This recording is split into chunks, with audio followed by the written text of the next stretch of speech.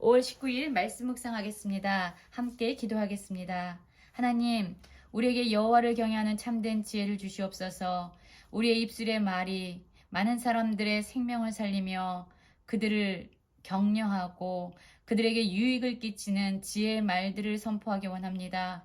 또한 우리에게 주신 많은 물질과 부요함을 우리 자신을 위해 사용하는 것이 아니라 우리 주변에 있는 사람들과 함께 나누며 하나님의 복을 흘려보내는 축복의 통로로 저희를 사용하여 주시옵소서. 예수님 이름으로 기도했습니다. 아멘. 오늘의 말씀은 잠언 10장 18절에서 32절까지의 말씀입니다. 말씀을 함께 살펴보시기 전에 개인적으로 말씀을 꼭 읽으시고 묵상하는 시간 가지시기 바랍니다.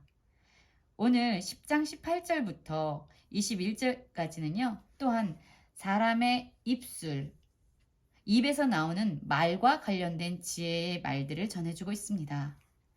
18절입니다. 미움을 감추는 자는 거짓된 입술을 가진 자요. 중상하는 자는 미련한 자니라 라고 말하고 있지요. 그렇습니다. 마음속에 있는 것을, 마음속에 있는 미움과 같은 죄를 감추기 위해서는요. 입술의 말을 거짓으로 내뱉습니다. 그렇습니다. 우리의 마음을 숨기고 감추기 위해서 우리는 많은 거짓말이라는 언어를 사용합니다. 그리고 또한 중상하는 자라고 이야기하는데요. 이 중상하는 자는 근거 없는 말들을 뿌리고 다니는 자들이에요. 소문을 내고 그리고 아무 말이나 떠들면서 사람들에게 상처를 주는지도 모르고 말들을 자제하지 아니하고 쏟아내는 사람. 이런 사람은 미련한 자다라고 이야기하고 있습니다. 미련한 것은 지혜 없는 자이지요. 결국 그의 마음에 여호와 하나님을 경외하지 않는 자, 그의 마음의 주인을 하나님으로 모시고 살지 않는 자들은요. 그의 마음 안에 미움과 같은 죄를 가지고 있고요. 그런데 그것을 또한 스스로 감추려고 합니다. 그래서 그들이 사용하는 방법은 거짓이라는 도구를 사용하고 또한 근거 없는 말들을 사람들에게 소문내면서 다니는 자입니다. 19절에도 여전히 말과 관련된 그러한 말들을 하고 있습니다. 말이 많으면 허물을 면하기 어려우나 그 입술을 제어하는 자는 지혜가 있느니라. 그렇습니다. 지혜 있는 자, 하나님을 경외하며 살아가는 자는요. 하나님께서 그의 삶의 주인이 되기 때문에 입술을 통해서 말을 할 때에도 이것이 진정 내 삶의 주인 되신 하나님께서 기뻐하는 말인지 아닌지를 먼저 생각하게 됩니다. 그런데 그의 마음에 하나님을 경외함이 없는 미련한 자들은요. 절제하지 아니하고 그의 생각대로, 그의 판단대로, 그의 감정대로 그냥 입술을 통해서 말을 쏟아냅니다. 이 말이 많으면요. 결국 그가 숨기고자 했던 마음에 많은 죄악들도 같이 쏟아져 나오게 되어 있습니다. 우리는 어제도 함께 살펴보았죠. 말은 우리 마음에 있는 것을 드러내는 표현의 통로입니다. 그렇기 때문에 말을 우리가 바꿀 수 있는 것이 아니에요. 언어의 표현들은 우리의 마음이 바뀔 때 우리의 말이 바뀌어진다고 이야기했죠. 그런데 여호와 하나님을 그의 마음의 주인으로 삼지 않는 자는 그냥 자기의 생각대로 자기의 감정대로 많은 말들을 쏟아내고 그렇기 때문에 허물이 있게 된다라고 얘기합니다. 그래서 의인의 혀는 수는과 같거니와 아주 가치 있고 아주 소중한 것이라고 이야기해요. 그 이유는요. 의인의 입술은 여러 사람을 교육하기 때문이다라고 얘기해요. 결국 의인은요. 여호와 하나님을 중심으로 경외하는 자들이고요. 그의 입술을 통해서 나오는 말들은 하나님께서 기뻐하시는 사람들에게 생명을 주고 그들에게 진리를 전해주는 그런 축복의 통로가 되기 때문에 많은 사람들을 교육할 수 있는 아주 가치 있는 것이라고 얘기합니다. 그러나 여호와를 경외하지 않는 미련한 자들은요. 그의 마음 가운데 죄악을 가지고 있고 그것을 감추기 위해서 거짓말을 할 뿐만 아니라 중상하는 그런 사람들입니다.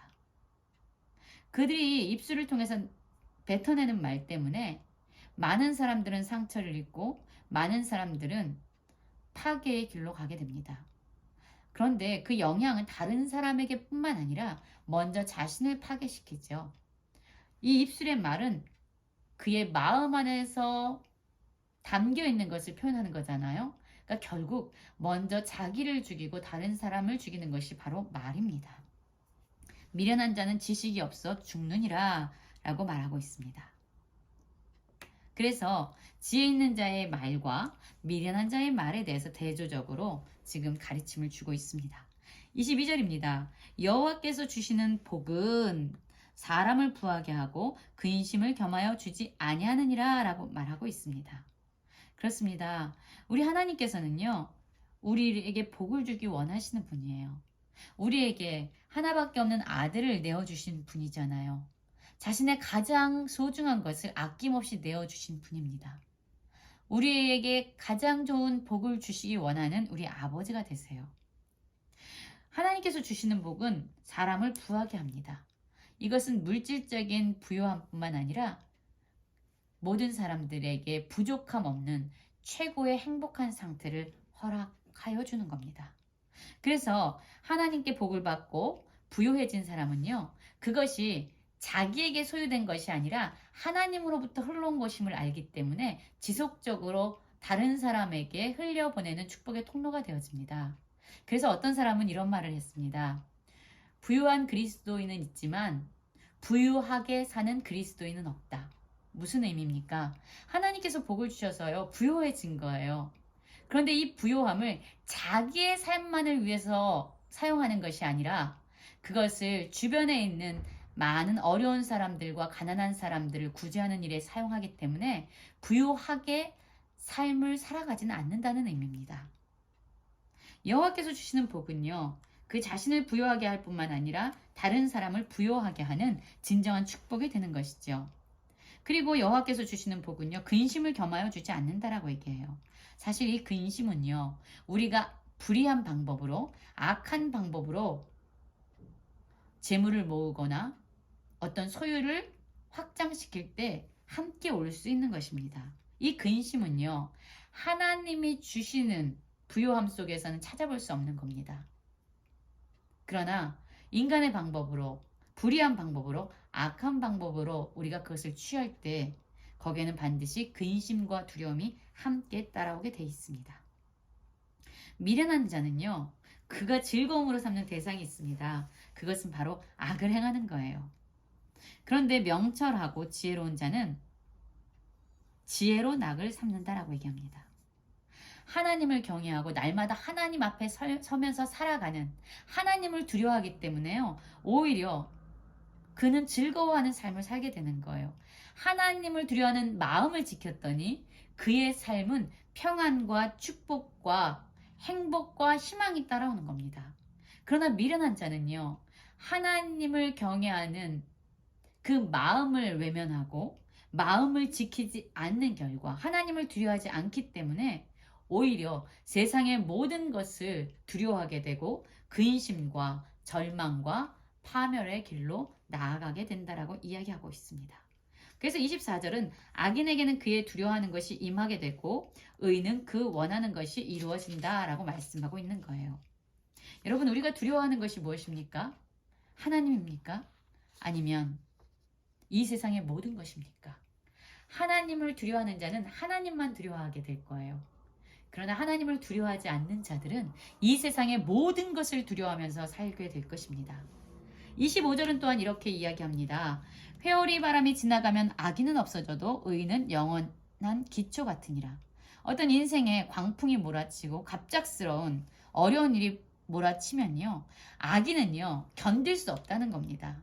악인은 사라진다라고 이야기합니다. 그러나 의인은 어떤 상황과 환경에서도 그를 붙잡고 계신 하나님으로 말미암아 흔들리지 않는다라고 말씀하고 있어요.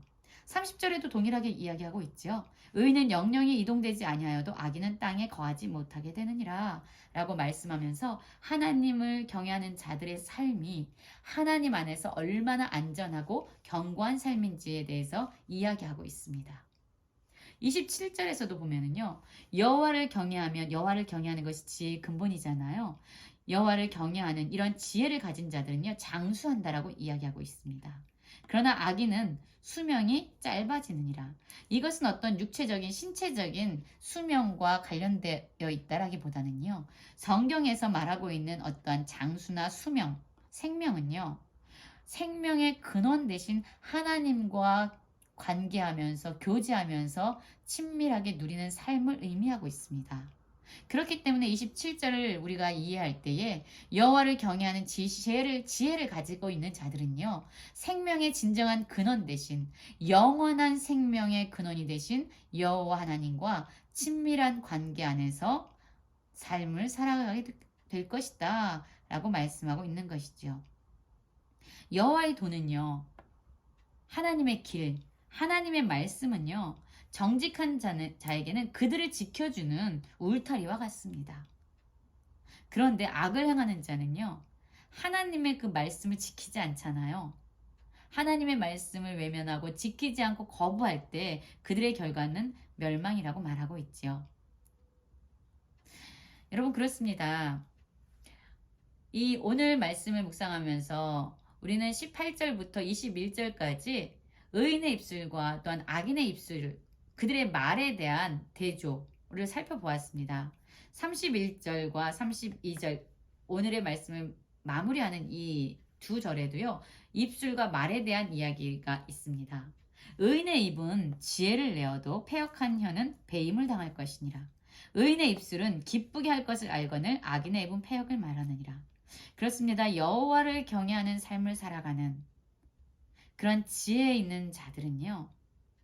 다른 사람도 여호와를 경외하며 살아갈 수 있도록 그들에게 지혜의 말들을 쏟아낸다라고 이야기합니다.